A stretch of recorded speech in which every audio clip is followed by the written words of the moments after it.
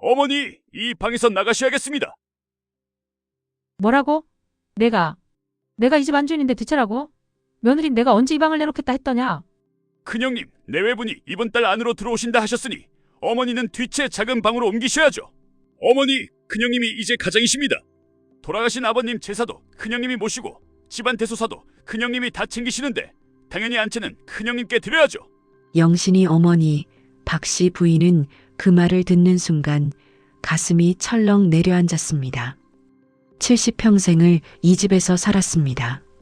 시집와서 3년을 시어머니 구박 속에 견뎠고 남편이 일찍 세상을 떠난 뒤로는 혼자 자식 셋을 키워냈습니다.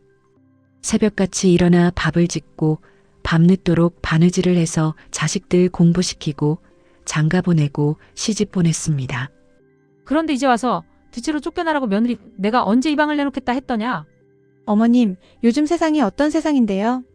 큰아들이 가장인데 안채 안 쓰고 어디 있습니까? 어머님도 이제 연세가 있으시니 작은 방에서 편히 쉬시는 게 낫지 않겠습니까? 편히 쉬라고요? 박 씨는 며느리 얼굴을 똑바로 쳐다봤습니다. 그 눈빛에는 존경도 미안함도 없었습니다. 그저 귀찮은 짐짝 하나 치우려는 듯한 차가움만 있을 뿐이었습니다. 알았다. 짐 싸마. 어머, 정말요? 감사합니다, 어머님. 며느리는 환하게 웃으며 밖으로 나갔습니다. 박 씨는 혼자 남은 방 안에서 허탈하게 웃었습니다. 내가 뭘 잘못한 걸까? 그날 밤 박 씨는 잠을 이룰 수가 없었습니다. 45세 남편을 여의고 그때부터 지금까지 25년 오직 자식들만 바라보고 살았습니다. 큰아들 영수는 서당 공부를 시켜 그를 깨우쳤고 둘째 영호는 장사 미천을 대줘서 포목전을 차리게 했고 막내딸 영신이는 좋은 집안으로 시집 보냈습니다. 그런데 이제 와서 뒤채로 쫓겨나다니. 사흘 뒤 박 씨는 짐을 꾸려 뒤채로 옮겼습니다. 뒤채 방은 좁고 어두웠습니다. 겨울바람이 창문 틈으로 쌩쌩 들어왔고 방바닥은 차가웠습니다. 어머니, 저녁상입니다. 며느리가 들고 온 밥상을 보고 박 씨는 또 한 번 놀랐습니다. 보리밥에 된장국 한 그릇, 짠지 2조각이 전부였습니다. 이게 뭐냐? 요즘 살림이 어려워서요. 어머님도 이해해 주실 거라 믿습니다. 안채에서는 무얼 먹는데? 아, 큰아버님께서 손님을 모셔서 고기를 좀 구우셨습니다. 어머님은 이가 약하셔서 고기 못 드시잖아요. 며느리는 밝게 웃으며 방문을 닫았습니다. 박 씨는 보리밥을 한 숟가락 떠서 입에 넣었습니다. 목이 메어 넘어가지 않았습니다. 내가 이러려고 평생을 산 건가?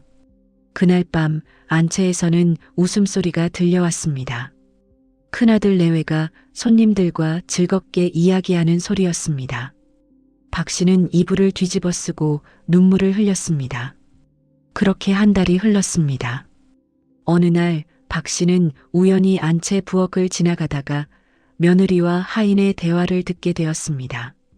마님, 시어머님 드릴 약은 어디 있습니까? 아, 그거 그냥 밀가루 반죽해서 주면 돼. 어차피 늙은이가 약이고 뭐고 알아? 예. 하지만 시어머님께서 요즘 기침을 많이 하시는데. 시끄러워. 약값이 얼마나 비싼데 진짜 약을 쓸 수는 없잖아. 빨리 가짜 약이나 만들어드려. 박 씨는 그 자리에서 얼어붙었습니다. 가짜 약이라고요? 지난 보름 동안 며느리가 정성껏 다려준다며 갖다 준 약이 전부 밀가루였다는 말입니까? 박 씨는 비틀거리며 뒤채로 돌아왔습니다. 가슴이 터질 것 같았습니다. 이게 내가 평생 키운 자식들이 해줄 일인가? 그날 밤 박 씨는 결심했습니다. 이대로는 안 되겠다. 다음 날 아침 박 씨는 둘째 아들 영호를 불렀습니다. 영호야, 어미 말 좀 들어라. 어머니 바쁩니다. 포목전 일이 있어서 잠깐이면 된다. 내가 내게 준 장사 미천 기억하느냐? 그건 왜 갑자기요? 그 돈이 얼만지 기억하느냐고 물었다.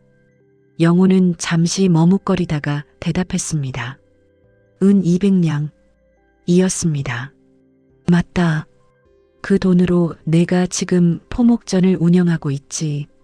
그런데 어미가 어려울 때 왜 한 번도 찾아오지 않았느냐? 어머니, 저도 집안 살림이 어려워서 너희 형수가 비단옷을 해 입었다던데 그게 살림이 어려운 집안 며느리가 할 짓이냐? 영호는 대답하지 못했습니다. 박 씨는 한숨을 쉬었습니다. 좋다. 그럼 막내 영신이라도 보자. 영신이 불러다오. 영신이는 시집 살림이 바빠서 못 온다고 했습니다. 못 온다고? 친정어미가 아프다는데 못 온다고? 시어머니께서 허락을 안 하신다나 봅니다. 박 씨는 그 순간 모든 것을 깨달았습니다. 자식들이 자신을 버렸다는 것을, 평생 자식들을 위해 모든 것을 바쳤는데 이제 늙고 병들었으니 짐이 되어버렸다는 것을. 그래, 알겠다. 가거라. 영호가 나간 뒤 박 씨는 방 안에 혼자 앉아 있었습니다. 그리고 천천히 장롱을 열었습니다. 장롱 깊숙한 곳에는 오래된 나무 상자가 하나 있었습니다. 남편이 돌아가시기 전에 박 씨에게만 알려준 상자였습니다. 여보, 이 상자는 절대 아무에게도 보여주지 마시오. 당신이 정말 어려울 때만 여시오. 박 씨는 떨리는 손으로 상자를 열었습니다. 상자 안에는 문서 한 장이 들어 있었습니다. 토지 문서였습니다. 남편이 몰래 사두었던 땅의 문서. 그 땅은 지금 값으로 따지면 은 1000냥이 넘는 어마어마한 재산이었습니다. 박 씨는 문서를 보며 천천히 미소 지었습니다. 그래, 이제 알겠구나. 당신이 왜 이걸 숨겨두라 했는지. 박 씨는 문서를 품에 넣고 방을 나섰습니다. 다음 날 박 씨는 동네 유지인 김진사를 찾아갔습니다. 진사 어르신, 오래간만입니다. 오, 이게 누구신가? 박 씨 부인 아니신가? 어쩐 일로 이 늙은이를 찾아오셨소? 부탁이 하나 있어 왔습니다. 박 씨는 품에서 토지 문서를 꺼냈습니다.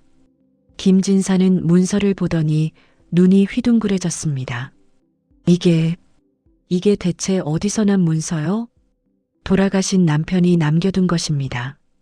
이 땅을 팔고 싶은데 진사 어르신께서 좋은 사람을 소개해 주실 수 있겠습니까? 박 씨 부인, 이 땅이 얼마나 귀한 땅인지 아시오? 이 땅은 물길이 좋아 논농사에 최적이고 위치도 좋아서 값이 계속 오르고 있소.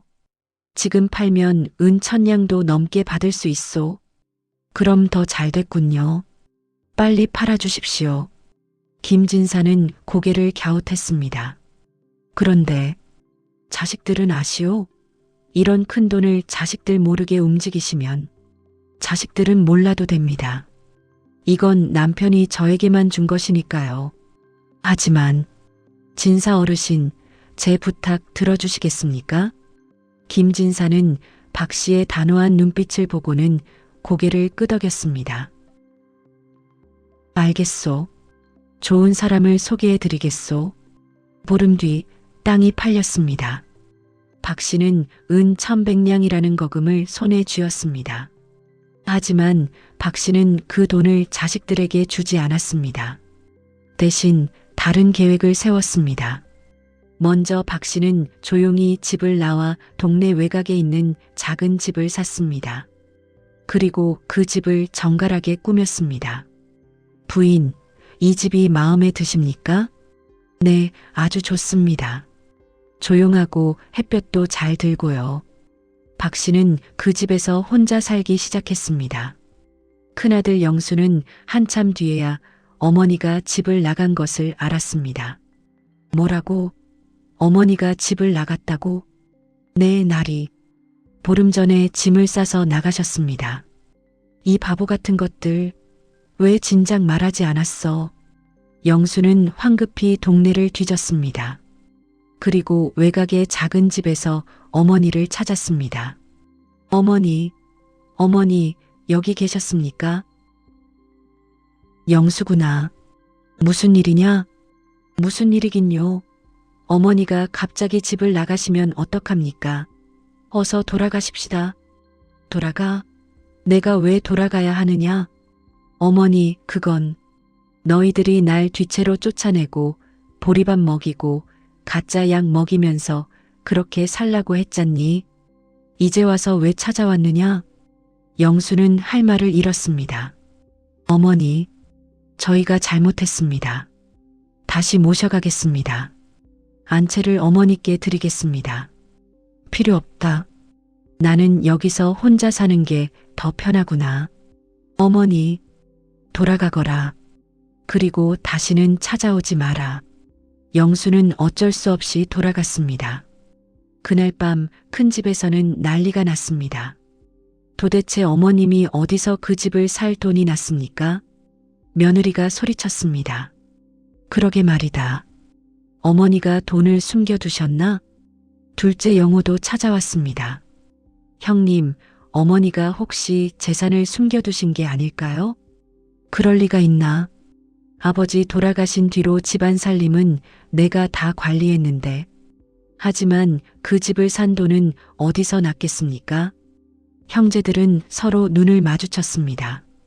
그리고 다음 날 셋이 함께 어머니를 찾아갔습니다.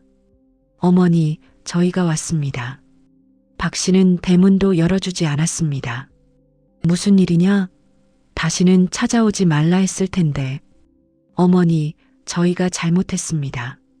용서해 주십시오. 용서? 너희가 무얼 잘못했는지나 아느냐? 모르는구나. 그럼 돌아가거라. 어머니, 어머니, 혹시 재산을 숨겨두신 게 있습니까?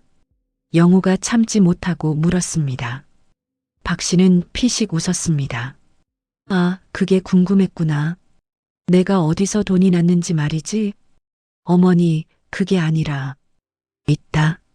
너희 아버지가 남겨둔 땅이 있었다. 그걸 팔았다. 뭐라고요? 은 1,100냥을 받았다. 그 돈으로 이 집을 사고 나머지는 내가 쓸 것이다. 형제들은 충격에 빠졌습니다. 어머니, 그 돈은 집안 재산 아닙니까? 어떻게 혼자 쓰실 수가 있습니까? 집안 재산? 너희 아버지가 내게만 준 재산이다. 나는 내 마음대로 쓸 것이다. 어머니, 그건 너무합니다. 저희도 아버지의 자식인데. 자식? 자식이면 어미를 뒤채에 쫓아내고 가짜 약을 먹이느냐? 자식이면 어미가 아파도 찾아오지 않느냐? 박 씨의 목소리는 차가웠습니다. 돌아가거라. 그리고 다시는 내 앞에 나타나지 마라. 어머니, 안 들려? 썩 꺼지지 못해. 박 씨가 소리를 지르자 형제들은 할 수 없이 돌아갔습니다. 그날 밤 박 씨는 혼자 차를 마시며 창밖을 바라봤습니다. 이제야 내 인생이 시작되는구나. 박 씨는 그 돈으로 조용히 자선 사업을 시작했습니다. 동네의 가난한 아이들에게 밥을 주고 옷을 해입혔습니다. 병든 노인들에게 약을 사주고 장례를 치러주지 못하는 집안을 도왔습니다. 사람들은 박 씨를 보살이라고 불렀습니다. 박 씨 부인, 정말 고맙습니다. 덕분에 우리 아이가 밥을 먹을 수 있습니다. 아닙니다. 제가 할 수 있는 일을 하는 것뿐이에요. 박 씨는 진심으로 행복했습니다. 자식들을 위해 살 때보다 훨씬 더 행복했습니다. 한 달이 지났습니다. 어느 날 동네에 소문이 돌기 시작했습니다. 박 씨 부인이 어마어마한 재산을 가지고 계시대. 은 1,000냥이 넘는다던데 그 돈으로 매일 자선을 하신대. 그 소문은 금세 박 씨의 자식들 귀에도 들어갔습니다. 뭐라고? 어머니가 은 1,000냥을 자선으로 다 쓴다고? 영수는 기겁했습니다. 형님, 이러다가 어머니가 돈을 다 써버리시면 어떡합니까? 그러게. 어떻게든 어머니를 설득해야 해. 형제들은 다시 어머니를 찾아갔습니다. 이번에는 막내 영신이도 함께였습니다. 어머니, 저희가 왔습니다. 박 씨는 역시 대문을 열어주지 않았습니다. 또 왔느냐? 무슨 일이냐? 어머니, 들었습니다. 돈을 자선으로 다 쓰신다고요. 그래, 그게 어쨌느냐? 어머니, 그 돈은 가족의 재산입니다. 남에게 다 주시면 안 됩니다. 가족? 너희가 나를 가족으로 대했느냐? 어머니, 좋다. 너희가 진짜 가족이라는 걸 증명해보거라. 그럼 내가 생각해보마. 증명이라니요? 어떻게 증명합니까? 간단하다. 앞으로 석 달간 너희가 진심으로 날 모셔보거라. 하루 세끼 정성스럽게 밥을 차려오고 약을 지어오고 내 말벗이 되어주거라. 그럼 내가 생각해보마. 형제들은 서로 얼굴을 마주봤습니다. 알겠습니다, 어머니. 3부 40분 60분. 다음 날부터 형제들은 정말 정성껏 어머니를 모시기 시작했습니다. 큰아들 영수는 아침마다 밥상을 차려왔습니다. 둘째 영우는 약을 지어왔습니다. 막내 영신이는 어머니 옆에서 말벗이 되어 주었습니다. 어머니, 오늘 날씨가 참 좋네요. 그래, 그러네. 박 씨는 담담하게 대답할 뿐이었습니다. 한 달이 지났습니다. 형제들은 점점 지쳐갔습니다. 아, 이거 언제까지 해야 하는 거야? 형님, 진짜 어머니가 재산을 나눠주실까요? 그래야 할 텐데. 이러다가 다 자선으로 써버리시면. 그들의 속마음을 박 씨는 다 알고 있었습니다. 2달이 지났습니다. 형제들은 이제 대충대충 하기 시작했습니다. 밥은 식어서 왔고, 약은 건성으로 지어왔고, 말벗도 마지못해 앉아 있었습니다. 어머니, 저 오늘 급한 일이 있어서 먼저 가봐야겠습니다. 그래, 가거라. 박 씨는 역시 담담했습니다. 석 달이 지났습니다. 형제들은 다시 어머니를 찾아왔습니다. 어머니, 석 달이 지났습니다. 약속대로 재산을 나눠주시겠습니까? 박 씨는 천천히 고개를 끄덕였습니다. 그래, 약속은 약속이니까 너희에게 줄 것이 있다. 형제들의 얼굴이 환해졌습니다. 박 씨는 방으로 들어가더니 문서 3장을 들고 나왔습니다. 여기 있다. 너희 셋 앞으로 한 장씩이다. 어머니, 감사합니다. 형제들은 황급히 문서를 받아들었습니다. 그런데 문서를 펼쳐보는 순간 그들의 얼굴은 굳어졌습니다. 이게 뭡니까? 보면 모르겠느냐? 너희가 어미에게 빌린 돈의 차용증이다. 차용증이라니요? 영수야, 내가 장가들 때 내가 은 300냥을 줬지. 영호야, 내가 장사 시작할 때 은 200냥을 줬지. 영신아, 내가 시집갈 때 은 150냥을 줬지. 그건 어머니가 주신 거잖아요. 주었다고? 나는 빌려준 것이다. 이자까지 계산하면 너희 셋이 내게 갚아야 할 돈이 총 은 1000냥이 넘는다. 어머니, 이건 너무합니다. 너무하다고? 너희가 석 달간 나를 모신 것은 진심이 아니었다. 그저 재산을 받으려고 한 일이었다. 그런 너희에게 내가 왜 재산을 나눠줘야 하느냐? 박 씨의 목소리는 단호했습니다. 이 차용증은 법적으로 유효하다. 너희가 갚지 않으면 나는 관가에 고소할 것이다. 어머니, 제발 돌아가거라. 그리고 다시는 내 앞에 나타나지 마라. 형제들은 망연자실한 채 돌아갔습니다. 그날 밤 박 씨는 혼자 앉아 창밖을 바라봤습니다. 달이 밝았습니다. 여보, 당신 말이 맞았소. 자식에게 모든 것을 주면 안 되는구려. 자식들은 그걸 당연하게 여기고 어미는 그저 짐이 되어버리니까요. 박 씨는 남은 재산으로 계속 자선 사업을 했습니다. 그리고 동네 사람들의 존경을 받으며 살았습니다. 어느 날 박 씨는 김진사를 다시 찾아갔습니다. 진사 어르신, 부탁이 하나 더 있습니다. 무슨 부탁이신지요? 제가 죽으면 남은 재산을 동네의 가난한 아이들을 위한 서당을 짓는데 써주십시오. 박 씨 부인, 그리고 이 문서는 제 자식들에게 전해주십시오. 박 씨는 또 다른 문서를 건넸습니다. 이건 차용증을 무효화하는 문서가 아닙니까? 네. 저는 자식들의 돈을 정말로 받으려고 한 게 아니었습니다. 그저 그들이 깨달았으면 했을 뿐입니다. 무엇을 깨달았으면 하셨습니까? 부모의 은혜가 얼마나 큰지, 그리고 그 은혜를 당연하게 여기면 안 된다는 것을요. 김진사는 고개를 숙였습니다. 부인의 뜻 반드시 지키겠습니다. 그로부터 석 달 뒤, 박 씨는 조용히 눈을 감았습니다. 장례식 날 형제들은 비로소 어머니가 남긴 진짜 유언을 들었습니다. 박 씨 부인께서는 차용증을 무효화하셨습니다. 그리고 이렇게 말씀하셨습니다. 김진사가 편지를 읽었습니다. 내 사랑하는 자식들아, 나는 너희를 원망하지 않는다. 다만 너희가 깨달았으면 했다. 부모는 자식을 위해 모든 것을 줄 수 있지만 자식이 그것을 당연하게 여기는 순간 부모는 더 이상 부모가 아니라 짐이 되어버린다는 것을, 너희가 나를 모실 때 진심이 아니었다는 것을 나는 알았다. 하지만 그것도 깨달음의 과정이라고 생각한다. 부디 너희 자식들에게는 내가 겪은 일을 겪게 하지 마라. 그리고 기억하거라. 진짜 효도는 재산을 노리는 것이 아니라 따뜻한 마음으로 함께하는 것이라는 것을. 편지를 들은 형제들은 그제야 눈물을 흘렸습니다. 진짜 눈물이었습니다. 어머니, 죄송합니다. 영수는 무릎을 꿇고 울었습니다. 저희가 정말 못났습니다. 영호도 영신이도 함께 울었습니다. 하지만 이미 늦었습니다.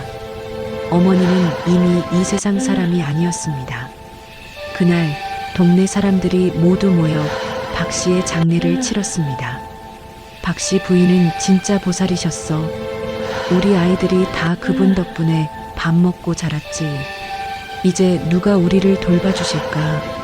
사람들은 진심으로 슬퍼했습니다. 그리고 석 달 뒤 박 씨가 남긴 재산으로 동네에 큰 서당이 세워졌습니다. 서당 이름은 박 씨 의숙이었습니다.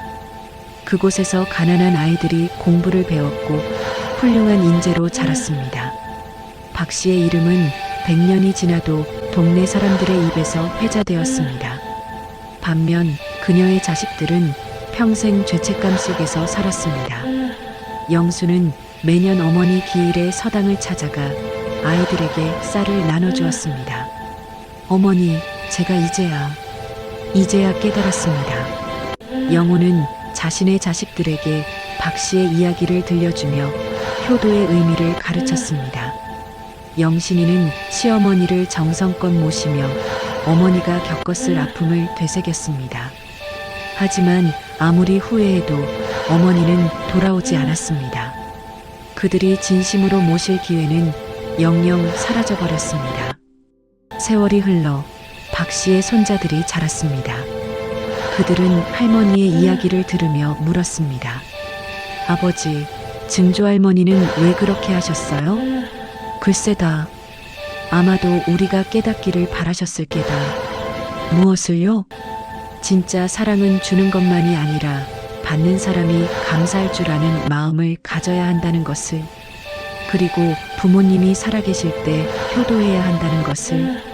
손자는 고개를 끄덕였습니다. 저는 할아버지께 잘할게요. 그래, 그렇게 해다오. 영수는 손자의 머리를 쓰다듬으며 눈물을 흘렸습니다.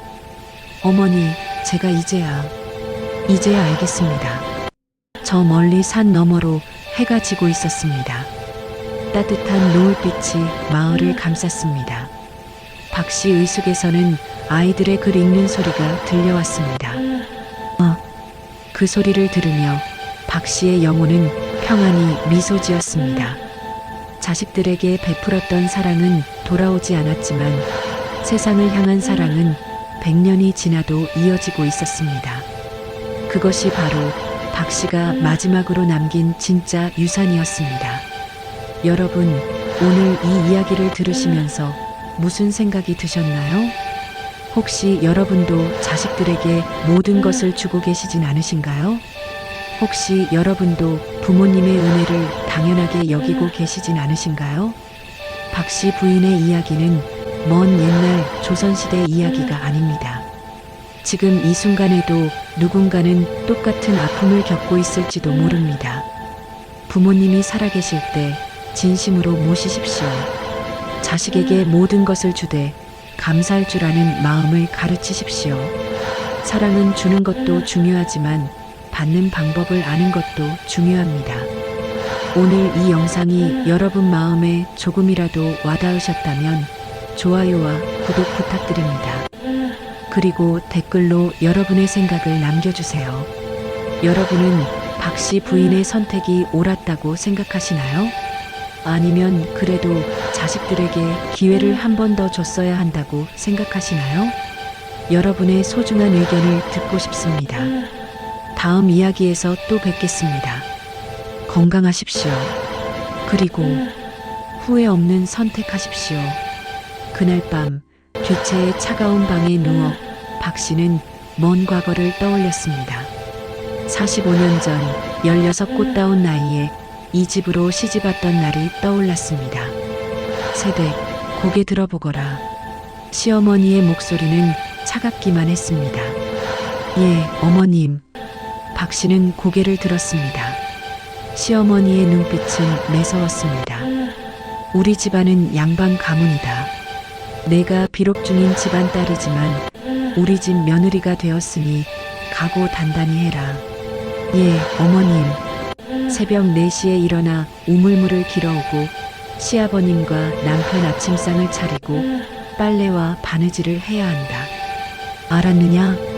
예, 어머님. 박 씨의 시집살이는 그렇게 시작되었습니다. 하지만 박 씨에게는 희망이 있었습니다. 남편이었습니다. 박진사, 그는 양반 집안의 둘째 아들이었지만 마음씨가 따뜻했습니다. 부인, 오늘 하루는 어떠셨소? 괜찮았습니다, 서방님. 어머니께서 또 심하게 구시지는 않으셨소? 아닙니다. 박진사는 아내의 거짓말을 알아챘습니다. 그는 아내의 손을 잡았습니다. 부인, 조금만 참으시오. 내가 과거에 급제하면 우리 집을 따로 차릴 수 있소. 서방님, 저는 괜찮습니다. 서방님께서 공부만 열심히 하십시오. 박진사는 매일 밤늦도록 글을 읽었습니다. 그리고 박 씨는 남편이 공부하는 동안 등불을 밝혀주고 야식을 준비했습니다. 부인, 이제 주무시오. 내일 새벽에 또 일어나야 하지 않소? 괜찮습니다. 서방님 공부하시는데 제가 어찌 잠을 자겠습니까? 두 사람은 그렇게 서로를 의지하며 살았습니다. 그러던 어느 날 박 씨는 임신 사실을 알게 되었습니다. 서방님, 제가 아이를 가진 것 같습니다. 정말이요? 정말이요, 부인? 박진사는 기뻐 어쩔 줄 몰라 했습니다. 우리 아이가 생긴다니. 두 사람은 껴안고 눈물을 흘렸습니다. 10달 뒤 처자들 영수가 태어났습니다. 으앙. 부인, 수고했소. 정말 수고했소. 박진사는 아내의 손을 잡고 울었습니다. 서방님, 우리 아들 좀 보세요. 그래, 참 예쁘구려. 우리 영수. 하지만 기쁨도 잠시 시어머니가 들어왔습니다. 쯧쯧, 피부가 검구나. 우리 집안 사람들은 다 피부가 흰데 내 피를 받아서 검은 모양이다. 어머님, 그래도 아들이니 다행이다. 제사를 지낼 손자가 생겼으니. 시어머니는 그 말만 남기고 나갔습니다. 박 씨는 아들을 꼭 안았습니다. 영수야, 엄마가 너를 잘 키울게. 너만큼은 행복하게 살게 해줄게. 2년 뒤 둘째 아들 영호가 태어났습니다. 또 아들이구나. 잘했다. 시어머니는 그 말만 하고 또 나갔습니다. 3년 뒤 막내딸 영신이가 태어났습니다. 딸이라니. 쯧쯧. 하나는 딸을 낳았어야 하는데 셋째가 딸이면 어쩌느냐. 시어머니는 실망한 표정이었습니다. 하지만 박 씨는 딸이 너무 예뻤습니다. 영신아, 엄마의 딸. 엄마가 정말 잘 키울게. 박 씨는 세 자식을 키우느라 정신이 없었습니다. 새벽부터 밤까지 쉴 틈이 없었습니다. 아이들 밥을 먹이고 옷을 빨고 재우고 다시 일어나 시부모님과 남편 식사를 준비하고 부인, 너무 무리하지 마시오. 건강을 챙기시오. 괜찮습니다, 서방님. 저는 우리 아이들만 보면 힘이 납니다. 박진사는 아내가 안쓰러웠지만 자신도 과거 공부로 바빴습니다. 그리고 마침내 박진사는 과거에 급제했습니다. 부인, 내가 급제했소. 급제했소. 서방님, 정말이십니까? 그렇소. 이제 우리도 떳떳이 살 수 있소. 하지만 기쁨도 잠시. 시아버지가 돌아가셨습니다. 아버지. 박진사는 3년상을 치러야 했습니다. 그리고 그 3년 동안 벼슬길에 나갈 수 없었습니다. 부인, 미안하오. 조금만 더 기다려 주시오. 괜찮습니다, 서방님. 효도가 먼저입니다. 3년상이 끝나고 박진사는 드디어 벼슬길에 나갔습니다. 하지만 현지에 부임한 지 1년 만에 병을 얻었습니다. 서방님, 정신 차리세요. 부인, 미안하오. 내가 이렇게 먼저 가게 되어. 서방님, 안 됩니다. 눈 뜨세요. 아이들을 잘 부탁하오. 그리고 이것을. 박진사는 작은 나무 상자를 건넸습니다. 이 상자는 절대 아무에게도 보여주지 마시오. 부인이 정말 어려울 때만 여시오. 서방님, 무슨 말씀을. 약속하시오. 예, 약속하겠습니다. 박진사는 그렇게 숨을 거두었습니다. 45의 나이였습니다. 박 씨는 하늘이 무너지는 것 같았습니다. 서방님. 하지만 울 시간도 없었습니다. 세 자식을 키워야 했으니까요. 엄마, 아빠는 어디 갔어? 8살 영수가 물었습니다. 아빠는 하늘나라에 가셨단다. 하늘나라? 언제 와? 안 오신단다. 왜? 나 아빠 보고 싶은데. 영수는 울음을 터뜨렸습니다. 박 씨는 아들을 꼭 안았습니다. 내가 잘 키울게. 서방님, 걱정 마세요. 그날부터 박 씨의 진짜 시련이 시작되었습니다. 시어머니는 더욱 냉정해졌습니다. 며느리, 이제 내 남편도 없으니 더 열심히 일해야 할 게다. 예, 어머님. 아이들 교육비도 내가 벌어서 대야 한다. 우리 집안에서는 돈을 댈 수 없어. 예, 어머님. 박 씨는 밤낮으로 일했습니다. 낮에는 남의 집 빨래를 해주고 밤에는 바느질을 했습니다. 손가락에서 피가 날 때까지 바늘을 잡았습니다. 엄마, 오늘 밥이 없어요. 미안하다, 영수야. 엄마가 내일은 꼭 맛있는 거 해줄게. 엄마, 괜찮아요. 전 안 배고파요. 영수는 어린 나이에도 어머니의 고생을 알았습니다. 세월이 흘러 영수는 15이 되었습니다. 엄마, 저 서당 그만두고 일을 도와드릴게요. 안 된다. 너는 공부해야 해.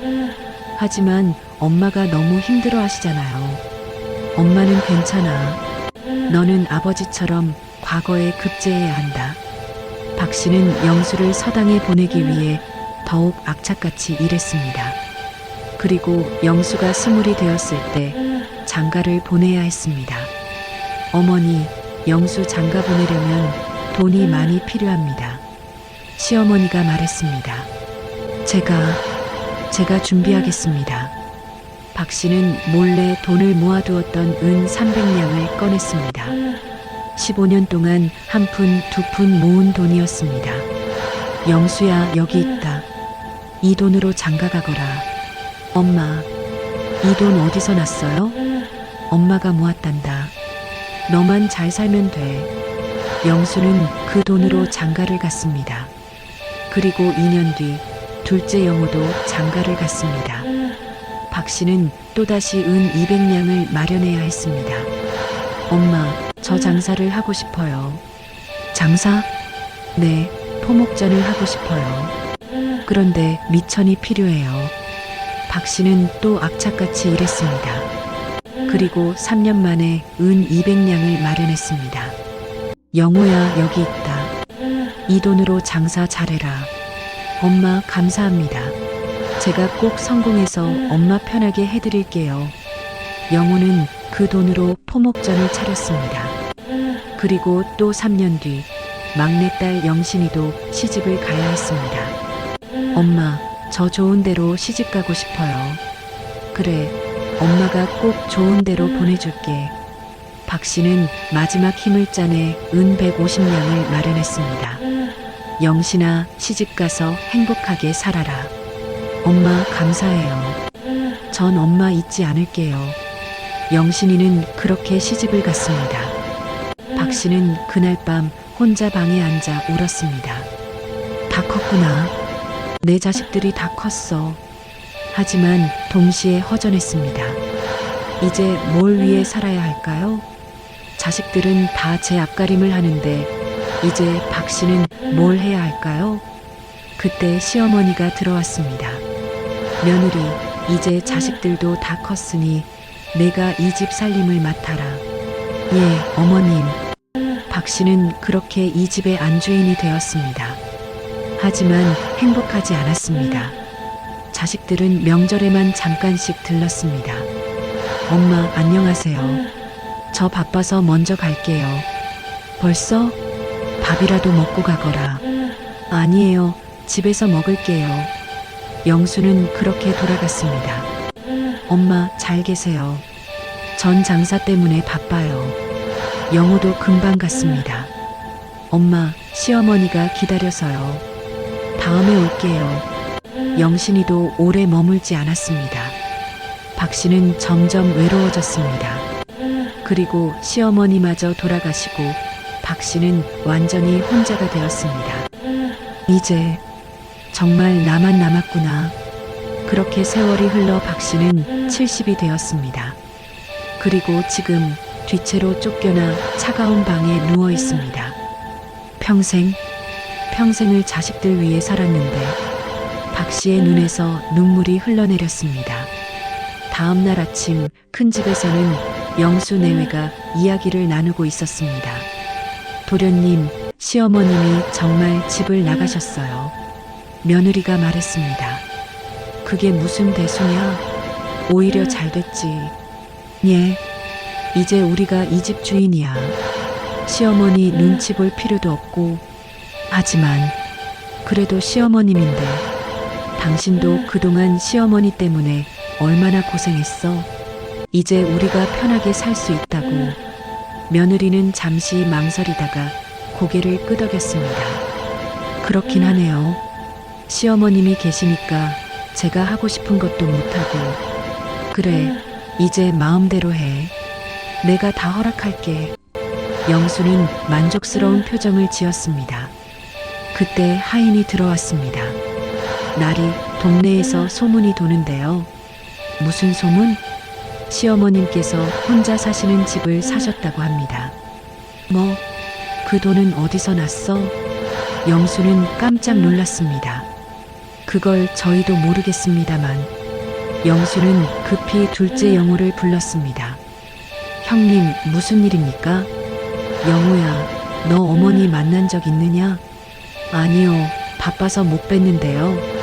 어머니가 집을 사셨대. 예, 그게 무슨... 그러니까 내 말이 어머니가 어디서 그런 돈이 났겠어? 영호도 놀랐습니다. 혹시 아버지가 남겨두신 재산이 있는 건 아닐까요? 그럴 리가. 아버지 돌아가실 때 재산을 다 정리했어. 그럼 어디서? 두 형제는 서로 얼굴을 마주봤습니다. 일단 알아보자. 어머니가 뭘 숨기고 계신지. 영수는 몰래 동네 사람들에게 물어봤습니다. 박씨 어르신이 집을 사신 게 맞나요? 그렇지. 외곽에 아담한 집을 하나 사셨어. 그 집이 얼마나 했는지 아십니까? 글쎄, 은백냥은 좋게 했을걸. 은백냥. 영수는 충격을 받았습니다. 어머니가 어디서 그런 돈을... 며칠 뒤 영수는 어머니를 찾아갔습니다. 하지만 어머니는 차갑게 대했습니다. 무슨 일로 왔느냐? 어머니, 그동안 잘못했습니다. 다시 모셔가겠습니다. 필요 없다. 어머니, 돌아가거라. 그리고 다시 오지 마라. 영수는 할 수 없이 돌아왔습니다. 그날 밤 영수는 며느리에게 말했습니다. 어머니가 뭔가 숨기고 계셔. 무엇을요? 돈을 말이야. 어머니가 분명 돈을 숨겨두셨어. 그럼 어떡하죠? 일단 기다리자. 어머니도 언젠가는 우리에게 줄 거야. 며느리도 고개를 끄덕였습니다. 그래야겠네요. 시어머님도 결국 우리 말고는 의지할 데가 없으시잖아요. 한편 둘째 영호도 비슷한 생각을 하고 있었습니다. 여보, 어머니가 돈을 숨겨두셨대요. 얼마나요? 모르죠. 하지만 집을 살 정도면 적지 않을 거예요. 그럼 우리도 받을 수 있는 거 아니에요? 당연하죠. 저도 어머니 아들인데요. 영호의 아내도 탐욕스러운 눈빛을 보였습니다. 그럼 어머니한테 잘 보여야겠네요. 그래야죠. 일단 가끔 찾아뵙고 선물도 드려야겠어요. 막내 영신이도 소식을 듣고 놀랐습니다. 오빠, 정말 어머니가 돈을 숨겨두셨대요? 그런 것 같아. 그럼 저도 받을 수 있겠죠? 너는 시집간 딸인데. 그래도 딸도 자식이잖아요. 영신이는 불만스러운 표정을 지었습니다. 알았어, 알았어. 어머니 돈 받으면 너도 챙겨줄게. 고마워요, 오빠. 자식들은 모두 어머니의 돈만 생각했습니다. 어머니가 얼마나 외로운지, 얼마나 아픈지는 관심도 없었습니다. 그저 재산만 중요했습니다. 박 씨는 새 집에서 새로운 삶을 시작했습니다.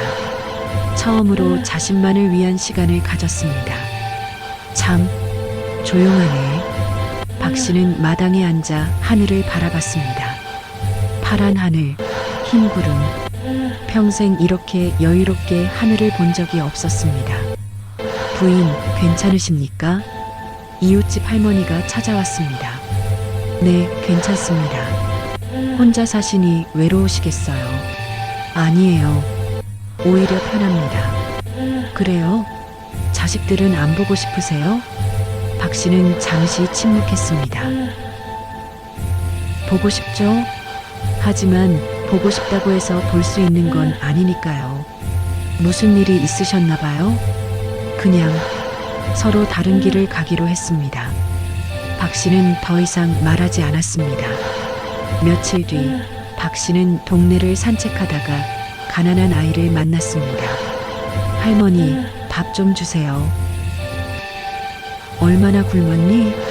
사흘째요. 박 씨의 가슴이 찢어지는 것 같았습니다. 이리 오너라. 할머니가 밥 줄게. 박 씨는 아이를 집으로 데려가 밥을 먹였습니다. 천천히 먹어라. 체하겠다. 감사합니다, 할머니. 아이는 눈물을 흘리며 밥을 먹었습니다.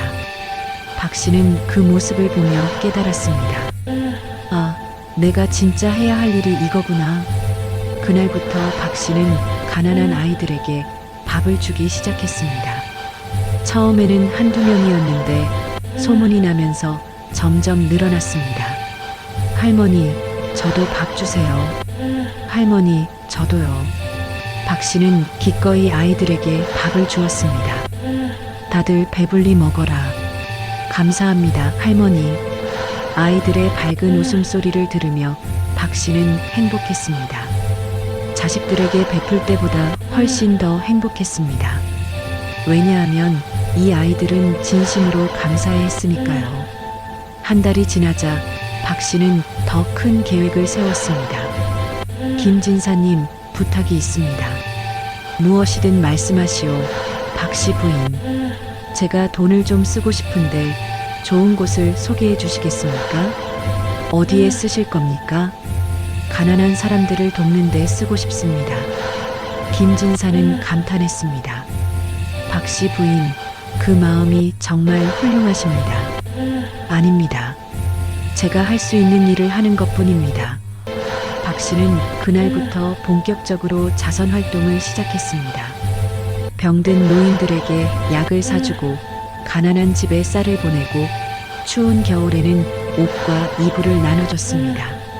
박 씨 부인, 정말 감사합니다. 할머니, 덕분에 살았습니다. 사람들의 감사 인사를 들을 때마다 박 씨는 뿌듯했습니다. 이게 진짜 사는 거구나. 박 씨가 자선 활동을 한 지 석 달이 지났습니다. 소문은 점점 더 커졌습니다. 박 씨 부인이 정말 대단하시대. 은 수백 냥을 자선으로 쓰신대. 대체 얼마나 많은 돈을 가지고 계신 거야? 이 소문은 당연히 자식들 귀에도 들어갔습니다. 형님, 들으셨습니까? 어머니가 은 수백 냥을 쓰신대요. 영우가 놀라서 말했습니다. 나도 들었어. 도대체 어머니가 얼마나 많은 돈을 가지고 계신 거야? 이러다 다 써버리시면 어떡하죠? 그러니까 빨리 어머니를 설득해야 해. 형제들은 다시 작전 회의를 했습니다. 일단 어머니께 잘 보여야 해. 어떻게요? 매일 찾아뵙고 밥도 해드리고 정성을 다해야지. 하지만 어머니가 만나주실까요? 만나주시게 해야지. 우리가 진심으로 뉘우쳤다는 걸 보여드려야 해. 자식들은 그날부터 매일 어머니를 찾아갔습니다. 어머니, 저희가 왔습니다. 또 왔느냐? 어머니, 죄송합니다. 저희가 정말 잘못했습니다. 그래, 알았다. 돌아가거라. 어머니, 밥을 해왔습니다. 드시고 가시라고요. 박 씨는 밥상을 보았습니다. 예쁘게 차려진 밥상이었습니다. 하지만 박 씨는 알고 있었습니다. 이것도 결국 내 돈 때문이겠지. 고맙다. 여기 두고 가거라. 어머니, 저희가 모시고 싶습니다. 필요 없다. 돌아가거라. 자식들은 할 수 없이 돌아갔습니다. 하지만 포기하지 않았습니다. 다음 날도 그 다음 날도 계속 찾아왔습니다. 박 씨는 그들의 방문을 받았지만 마음을 열지는 않았습니다. 한 달이 지났습니다. 어느 날 큰아들 영수가 말했습니다. 어머니, 저희가 정말 뉘우쳤습니다. 기회를 주십시오. 기회? 네, 저희가 진심으로 어머니를 모시겠습니다. 박 씨는 피식 웃었습니다. 진심? 너희가 언제부터 진심이었느냐? 어머니, 좋다. 그럼 시험을 해보자. 시험이요? 앞으로 석 달간 너희가 진심으로 날 모셔보거라. 그럼 생각해보마. 자식들은 기뻐했습니다. 드디어 기회가 왔다. 그들은 그날부터 더욱 열심히 어머니를 모셨습니다. 하지만 박 씨는 모든 것을 지켜보고 있었습니다. 과연 얼마나 갈까? 진심과 거짓의 구별. 석 달 동안 박 씨는 자식들을 관찰했습니다. 처음 한 달은 자식들이 정말 열심이었습니다. 매일 아침 일찍 와서 밥을 차려주고 방 청소를 하고 말벗이 되어줬습니다. 어머니, 오늘 날씨가 참 좋네요. 그래. 어머니, 산책하러 나가실까요? 좋다. 박 씨는 아들과 함께 산책을 나갔습니다. 어머니, 저 정말 죄송합니다. 그동안 불효자였습니다. 앞으로는 정말 잘하겠습니다. 박 씨는 대답하지 않았습니다. 하지만 속으로는 생각했습니다. 진심일까, 거짓일까? 한 달이 지나자 변화가 보이기 시작했습니다. 자식들의 방문 시간이 점점 짧아졌습니다. 어머니, 오늘은 일이 있어서 일찍 가봐야겠습니다. 그래, 가거라. 내일 다시 오겠습니다. 하지만 내일은 더 일찍 갔습니다. 박 씨는 한숨을 쉬었습니다. 역시 오래 가지 못하는구나. 2달째가 되자 자식들은 더욱 건성이 되었습니다. 밥은 대충 차려졌고 방 청소도 엉성했습니다. 어머니, 밥 드세요. 박 씨는 밥상을 보았습니다. 식은 밥에 국도 미지근했습니다. 이게 뭐냐? 바빠서 대충 준비했습니다. 죄송합니다. 그래, 알았다. 박 씨는 밥을 먹지 않았습니다. 그리고 석 달째 자식들은 거의 오지 않게 되었습니다. 어머니, 요즘 너무 바빠서. 그래, 알았다. 바쁜데 무리해서 오지 마라. 감사합니다, 어머니. 자식들은 안도의 한숨을 쉬며 돌아갔습니다. 박 씨는 씁쓸하게 웃었습니다. 결국 이런 거였구나. 석 달이 다 지나갈 무렵 자식들이 다시 찾아왔습니다. 어머니, 석 달이 다 됐습니다. 그래, 알고 있다. 약속대로 저희에게 재산을 나눠주시겠습니까? 박 씨는 천천히 고개를 끄덕였습니다. 그래, 약속은 약속이니까. 자식들의 눈이 반짝였습니다. 드디어 박 씨는 방으로 들어가 문서를 가져왔습니다. 여기 있다. 너희에게 줄 것이. 자식들은 황급히 문서를 받아들었습니다. 하지만 문서를 펼쳐보는 순간 이게 뭡니까? 차용증이다. 차용증이라니요. 너희가 나에게 빌린 돈의 목록이다. 이자까지 계산하면 총 은천냥이 넘는다. 어머니, 이건 너무합니다. 너무하다고? 너희가 석 달간 나를 모신 것은 진심이 아니었다. 그저 재산을 받으려고 한 것이었지. 자식들은 할 말을 잃었습니다. 어머니는 저희를 시험하신 겁니까? 시험? 아니다. 기회를 준 것이다. 진심을 보일 기회를. 저희는 진심이었습니다. 거짓말. 첫 달에는 열심히 하더니 2달째부터 건성이 되고 석 달째는 거의 오지도 않았지. 그게 진심이냐? 자식들은 고개를 숙였습니다. 돌아가거라. 그리고 다시는 내 앞에 나타나지 마라. 자식들은 충격에 빠진 채 돌아갔습니다. 형님, 어떡하죠? 정말 차용증이 유효한 겁니까? 그런 것 같아. 어머니가 김진사에게 도장까지 받으셨어. 은천냥을. 우리가 어떻게 갚아요? 형제들은 막막했습니다. 그날 밤 큰 집에서는 난리가 났습니다. 당신 도대체 어떻게 된 겁니까? 며느리가 소리쳤습니다. 시어머니가 차용증을 내밀었다고요? 은천냥을 갚으라고요? 미안하오. 내가 잘못 생각했소. 잘못 생각한 게 아니라 욕심을 부린 거잖아요. 이제 우리 어떡해요? 며느리는 울음을 터뜨렸습니다. 둘째 집도 마찬가지였습니다. 여보, 포목전을 팔아야 할지도 몰라요. 뭐라고요? 그 포목전은 제 평생의 노력인데. 하지만 은 200냥의 이자까지 300냥은 갚아야 해요. 영호는 머리를 쌓아놨습니다. 막내 영신이도 남편에게 혼났습니다. 당신 친정어머니가 그런 분이셨소? 차용증을 내밀다니. 저도 몰랐어요. 이제 우리도 돈을 갚아야 하잖소.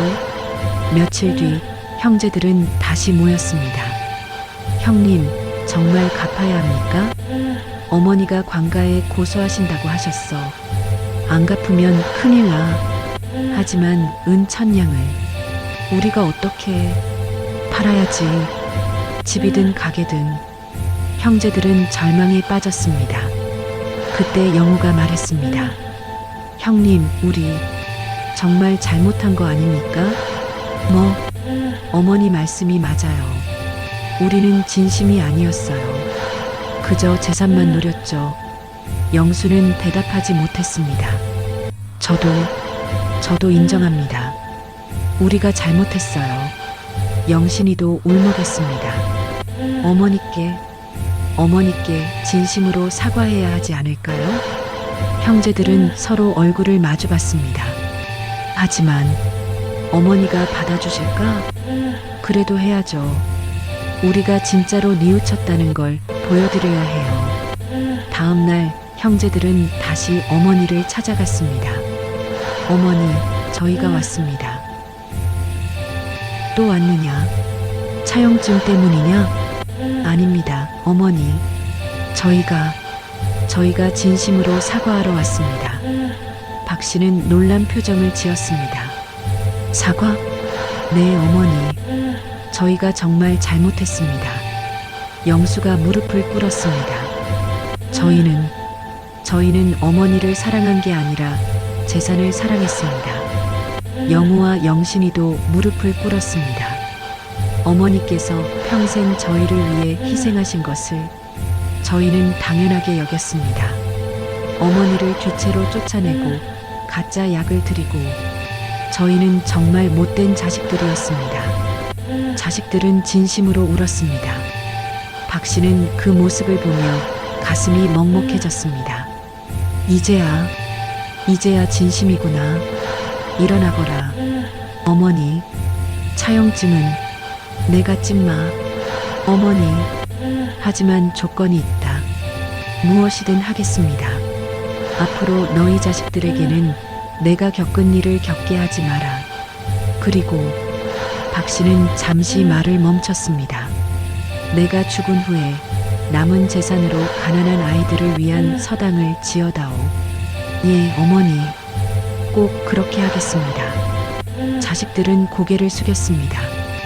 그날 이후 박 씨와 자식들의 관계는 조금씩 나아졌습니다. 자식들은 이제 진심으로 어머니를 찾아왔습니다. 어머니, 오늘 날씨가 좋네요. 산책하시죠. 그래, 가자꾸나. 영수는 어머니의 팔을 부축하며 천천히 걸었습니다. 어머니, 제가 정말 죄송합니다. 이제 그만 말해라. 다 지난 일이다. 하지만 내가 진심으로 뉘우쳤다는 것을 이제 알았다.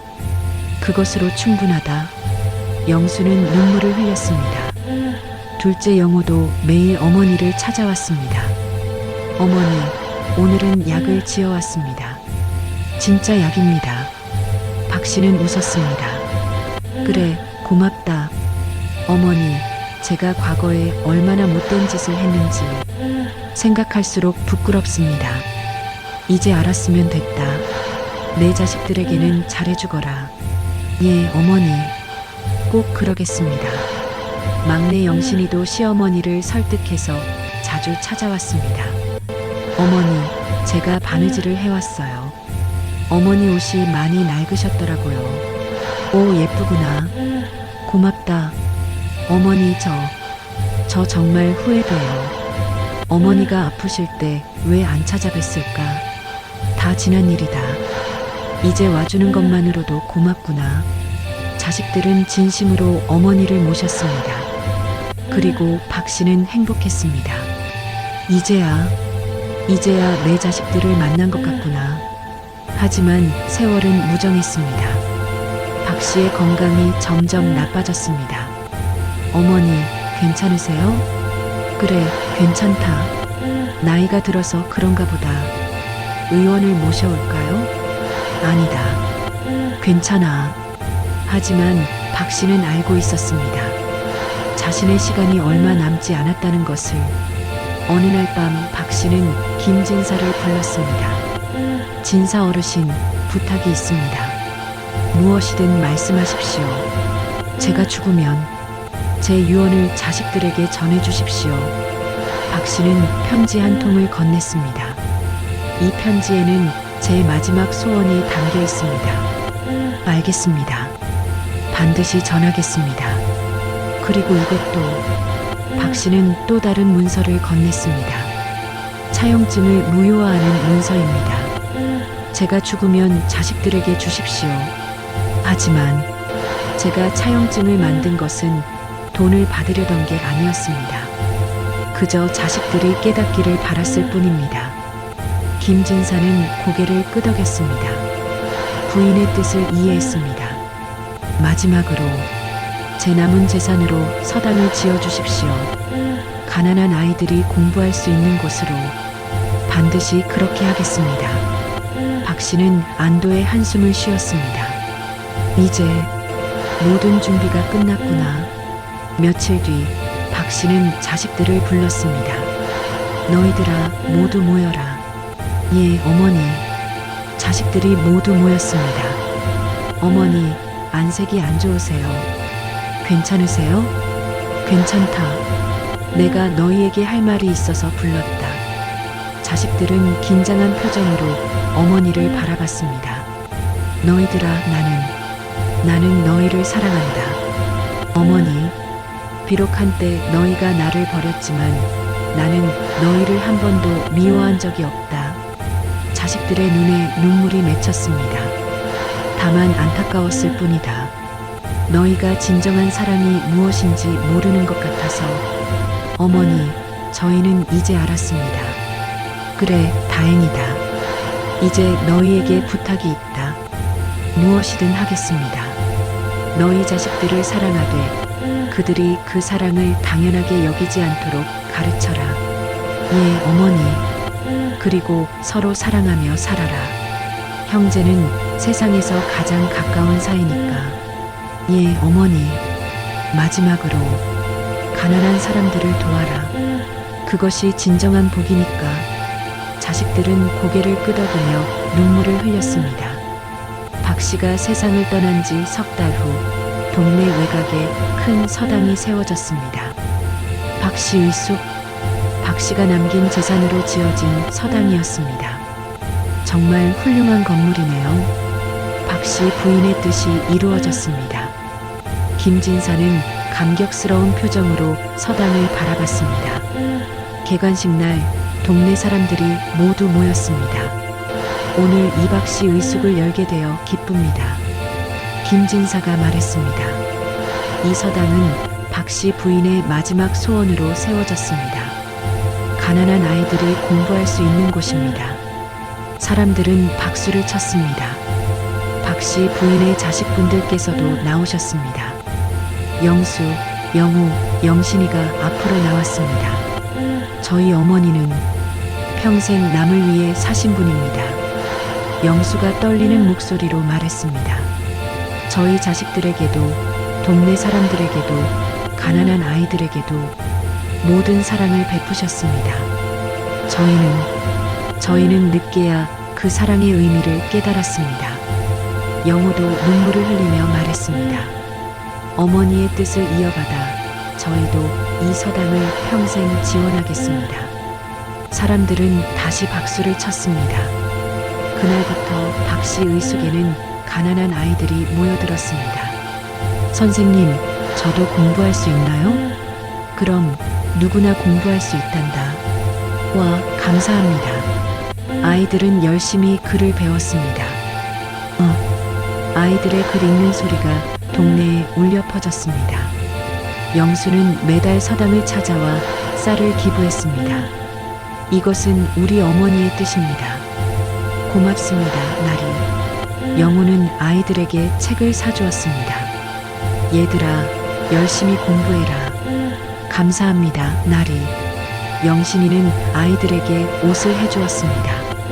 추운 겨울에 이것 입고 따뜻하게 공부하렴. 고맙습니다, 부인. 자식들은 어머니의 뜻을 이어받아 평생 서당을 후원했습니다. 세월이 흘러 영수의 손자가 10살이 되었습니다. 할아버지, 증조 할머니는 어떤 분이셨어요? 글쎄다. 참 훌륭하신 분이셨지. 어떻게요? 영수는 손자를 무릎에 앉히고 이야기를 시작했습니다. 증조 할머니는 평생 남을 위해 사신 분이란다. 남을요? 그래, 자식들을 위해, 가난한 사람들을 위해. 영수는 박 씨의 일생을 들려주었습니다. 와, 대단하시네요. 그런데 할아버지는 그 은혜를 모르고 살았단다. 왜요? 당연하게 여겼거든. 어머니의 사랑을, 희생을. 영수는 눈물을 흘렸습니다. 할아버지, 울지 마세요. 미안하구나. 할아버지가 증조 할머니께 정말 못된 짓을 많이 했거든. 어떤 짓을요? 영수는 자신의 잘못을 솔직하게 이야기했습니다. 손자는 놀란 표정으로 들었습니다. 할아버지, 그건 나쁜 거예요. 그래, 나쁜 거야. 할아버지가 정말 잘못했어. 그럼 이제는 어떡해요? 이제는 증조 할머니의 뜻을 이어받아 열심히 살아야지. 그리고 너에게도 가르쳐 주고 싶구나. 뭐요? 부모님의 사랑을 당연하게 여기지 마라. 그리고 항상 감사하는 마음을 가져라. 손자는 고개를 끄덕였습니다. 알겠어요, 할아버지. 그리고 나중에 내가 어른이 되면 가난한 사람들을 도와주렴. 그게 진정한 복이니까. 네, 할아버지. 이런 대화는 영호의 집에서도 영신이의 집에서도 이루어졌습니다. 박 씨의 가르침은 세대를 넘어 전해졌습니다. 100년이 흘렀습니다. 박 씨 의숙은 이제 지역에서 가장 큰 서당이 되었습니다. 선생님, 오늘도 박 씨 부인 이야기 들려주세요. 그래, 오늘도 들려주마. 훈장은 아이들에게 박 씨의 이야기를 들려주었습니다. 100년 전 이 마을에 박 씨라는 할머니가 계셨단다. 어떤 분이셨어요? 평생 남을 위해 사신 분이지. 특히 가난한 아이들을 많이 도우셨어. 우와, 그분께서 남기신 재산으로 이 서당이 세워졌단다. 아이들은 감탄했습니다. 선생님, 그분은 부자였나요? 부자이기도 했지만 마음이 더 부자셨지. 마음이요? 그래, 남을 사랑하는 마음. 그게 진정한 부자란다. 아이들은 고개를 끄덕였습니다. 서당 한쪽에는 박 씨의 초상화가 걸려 있었습니다. 자애로운 미소를 짓고 있는 박 씨의 모습이었습니다. 박 씨 할머니, 감사합니다. 아이들은 매일 아침 초상화 앞에서 인사했습니다. 그리고 열심히 공부했습니다. 박 씨 의숙 출신 중에는 훌륭한 인재들이 많이 나왔습니다. 과거에 급제한 사람도 있었고, 훌륭한 장사꾼이 된 사람도 있었고, 어진 관리가 된 사람도 있었습니다. 저는 박 씨 의숙 출신입니다. 아, 그 유명한 서당 말씀이시군요. 네, 그곳에서 공부하며 인생을 배웠습니다. 박 씨 의숙 출신들은 모두 박 씨의 가르침을 기억했습니다. 남을 사랑하라. 감사하는 마음을 가져라. 그것이 진정한 복이니라. 그들은 그 가르침대로 살았습니다. 그리고 그들의 자식들에게도 그 가르침을 전했습니다. 지금도 그 마을에는 박 씨 의숙이 남아 있습니다. 비록 건물은 낡았지만 정신은 여전히 살아 있습니다. 매년 박 씨의 기일이 되면 사람들이 모입니다. 박 씨 할머니를 기억하며 사람들은 묵념을 합니다. 그리고 가난한 아이들에게 장학금을 줍니다. 이것은 박 씨 할머니의 정신을 이어받는 것입니다. 감사합니다. 박 씨의 후손들도 매년 찾아옵니다. 증조 할머니, 저희가 왔습니다. 그들은 박 씨의 묘 앞에서 절을 합니다. 증조 할머니의 가르침을 잊지 않겠습니다. 바람이 불어옵니다. 마치 박 씨가 미소 짓는 것 같습니다. 그래, 잘하고 있구나. 너희가 자랑스럽다. 박 씨의 영혼은 평안합니다. 자신이 남긴 사랑이 세대를 넘어 이어지고 있으니까요. 자식들에게 베푼 사랑은 돌아오지 않았지만 세상을 향한 사랑은 영원히 이어지고 있습니다. 그것이 바로 박 씨가 남긴 진짜 유산입니다. 여러분, 긴 이야기 들어주셔서 감사합니다. 박 씨 부인의 이야기는 우리에게 많은 것을 생각하게 합니다. 진정한 사랑이란 무엇일까요? 진정한 효도란 무엇일까요? 그리고 우리가 다음 세대에 남겨줄 유산은 무엇일까요? 돈도 중요하지만 더 중요한 것은 마음입니다. 사랑하는 마음, 감사하는 마음, 남을 돕는 마음. 그것이 진정한 유산입니다. 부모님이 살아계실 때 진심으로 모시십시오. 자식들에게 사랑을 베풀되 감사할 줄 아는 마음도 가르치십시오. 그리고 여유가 된다면 어려운 이웃을 도우십시오. 그것이 박 씨 부인이 우리에게 남긴 가르침입니다. 오늘 이 영상이 여러분의 마음에 닿았기를 바랍니다. 좋아요와 구독 부탁드리고요. 댓글로 여러분의 이야기도 들려주세요. 여러분에게도 박 씨 부인 같은 어르신이 계셨나요? 혹은 여러분도 비슷한 경험이 있으신가요? 여러분의 소중한 이야기를 듣고 싶습니다. 다음 이야기도 준비하고 있으니 기대해 주세요. 건강하십시오. 그리고 후회 없는 인생 사십시오. 감사합니다.